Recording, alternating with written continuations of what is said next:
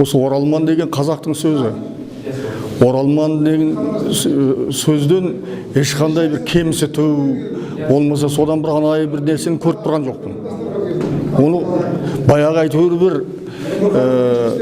сылтаудың сынық іздеп, бір тырнақтың астынан кір іздеп біреулердің ойлап тапқан сөзі ме деп ойлаймын. Оралман. Енді оралу деген былай қарасаң тіпті адам бір жаққа келсе қайтадан өзінің мекеніне оралады, қазақ деген жайлауға оралады, күздеуге оралады деген сөздер шығады ғой. Енді соның ішінен мен соншама тегі осы қатықпалы осы соны бір үлкен дискуссия жасайтын осы оралман деген бір сөзден бір тарихи дүние іздегендерді мен өзім онша түсінбеймін.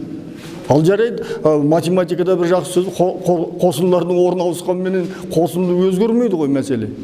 Ал енді біз оны алаш дейік дейді біреулер, болмаса қандас дейік дейді. Түсінбеймін мен осы қандас, ал қандас дегеннен сол оралмадың мәртебесі өсе ме?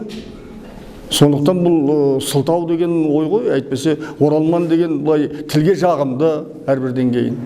Біреудің намысына тиетіндей сөз көріп тұрған жоқпын. Бұл менің жеке пікірім басқаларға. Ал орын ауыстырып басқа сөз іздеп, басқа бір ойлап тауып оны тіркесіз деп қажеті жоқ.